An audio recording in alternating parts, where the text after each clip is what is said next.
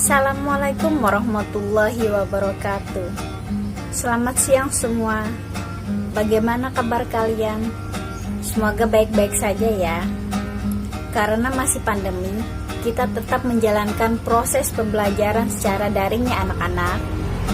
Tetap semangat belajarnya ya, walaupun kita tidak bertatap muka. Jaga kesehatan dan pola makan sehat, dan jangan lupa memakai masker ketika berada di luar rumah, dan memakai hand sanitizer agar kita terhindar dari virus COVID-19 yang sedang marak-maraknya terjadi di dunia dan juga di negara kita, yaitu Indonesia. Walaupun kita pembelajaran daring melalui video ini, kalian harus tetap presensi anak-anak, karena link presensi sudah ibu bagi di aplikasi WAG, dan juga kalian harus mengisi, jangan lupa, karena itu waktunya terbatas ya anak-anak.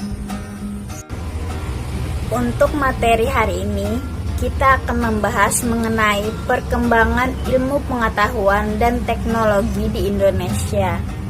Nah, sebelum ibu melanjutkan secara mendalam, ibu ingin mengulang kembali sedikit mengenai materi minggu lalu, mengenai pembahasan tentang tokoh-tokoh yang berperan dalam perkembangan politik dan ekonomi di Indonesia pada masa reformasi.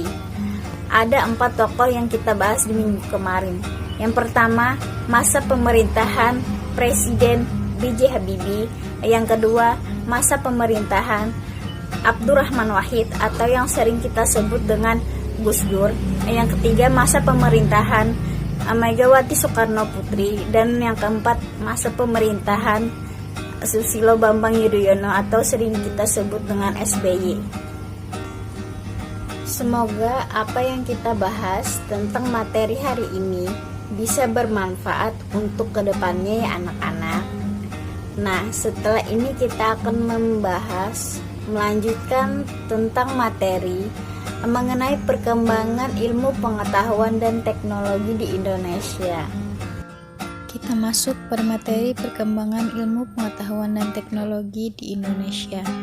Sejarah perkembangan iptek sendiri yang terjadi di Indonesia setelah kemerdekaan menjadi 2 dekade, yaitu dekade pertama pada tahun 1945 sampai 1960, dan dekade kedua yaitu pada tahun 1976. Bangsa Indonesia mulai mengerti arti teknologi produksi, walaupun masih dalam tingkat pasif dan penuh ketergantungan pada pihak luar negeri. Hasil dari perkenalan ilmu teknologi untuk pertama kalinya seperti pembangunan pabrik semen di Gresik, pabrik kertas di Blabak Magelang, pabrik gelas, dan pabrik kosmetik di Surabaya. Pada tahun 1950, PT Semen Gresik melakukan konsolidasi dengan PT Semen Padang dan PT Semen Tonasa yang kemudian dikenal dengan nama PT Semen Gresik Group. Pada tahun 1935 sampai dengan 1938, ketika seorang sarjana Belanda bernama I.R. Panes melakukan penelitian geologis di sekitar Gresik. Hasil surveinya menunjukkan adanya deposit batu kapur dalam jumlah besar. Penemuan ini mendorong pemerintah Belanda untuk mendirikan pabrik semen. Akan tetapi survei yang dilakukan tidak berkelanjutan karena pecahnya Perang Dunia Kedua pada tahun 1950. Dr. Andes Mohatta, Wakil Presiden Republik Indonesia pada masa itu, mendorong pemerintah untuk merealisasi proyek pembangunan pabrik semen tersebut, pabrik kertas di Blabak Magelang. Sejak tahun 1993, sebanyak 90% sahamnya dibeli oleh PT Kertas Basuki Rahmat dan 10% saham dimiliki oleh negara Republik Indonesia.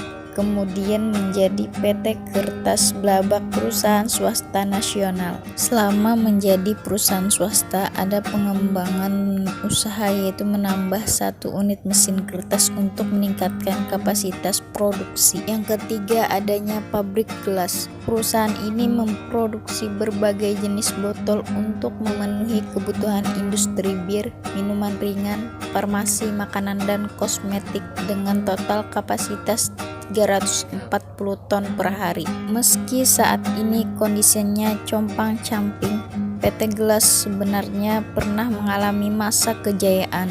Perusahaan ini dulunya pernah merajai pasar-pasar kemasan berbasis gelas. Yang keempat, adanya PT Kosmetik di Surabaya. Setelah mendapatkan sertifikat, mereka produksi untuk pembuatan krim, lipstik, dan liquid pada tahun 2008. Tidak dapat dipungkiri bahwa kualitas produk mereka terjamin mutunya karena melewati beberapa quality control, analisa, dan mikrobiologi.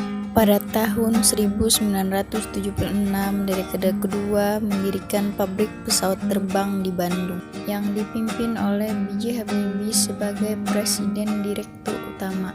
Industri pesawat terbang Nurtanio kemudian berganti nama menjadi Industri Pesawat Terbang Nusantara atau IPTN pada tanggal 11 Oktober 1985. Setelah resmi, IPTN kemudian berubah nama menjadi Dirgantara Indonesia pada tanggal 24 Agustus 2000. Teknologi dari pabrik pesawat terbang ini mengacu pada teknologi di Jerman. Begitulah sejarah singkat tentang perkembangan ilmu pengetahuan dan teknologi di Indonesia pada masa reformasi. Pada saat sekarang bisa dibilang bahwasannya ilmu pengetahuan dan teknologi di Indonesia sudah berkembang pesat dikarenakan derasnya arus demokrasi. Banyak sekali wawasan ilmu pengetahuan dan teknologi yang masuk di Indonesia, seperti perkembangan energi listrik sebagai pengganti bahan bakar minyak bagi kendaraan, dan pengembangan energi tata surya sebagai pengganti tenaga listrik. Perkembangan tersebut sangat cepat dan tidak semua ilmu pengetahuan dan teknologi sesuai dengan nilai-nilai Pancasila.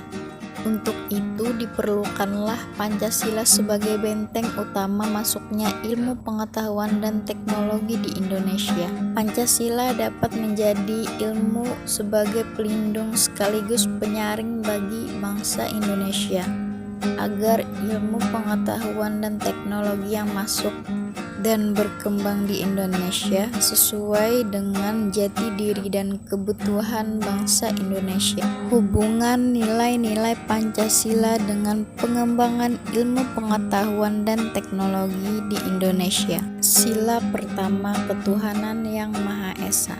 Nilai yang terdapat pada sila ini adalah nilai ketuhanan, di mana dalam pengembangan ilmu pengetahuan dan teknologi haruslah memikirkan dampaknya.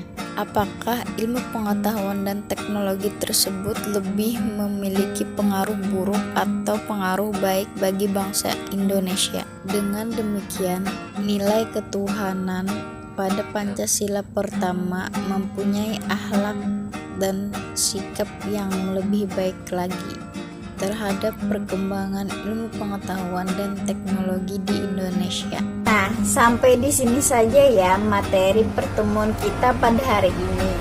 Ibu harap kalian membaca referensi seperti jurnal, artikel, Google Book, dan sumber-sumber terpercaya lainnya untuk kalian menambah wawasan mengenai perkembangan ilmu pengetahuan dan teknologi di Indonesia pada masa reformasi. Setelah ini kita akan melanjutkan diskusi pembelajaran di WAG ya anak-anak. Kali saja di antara kalian masih ada yang kurang paham mengenai materi yang kita bahas pada hari ini.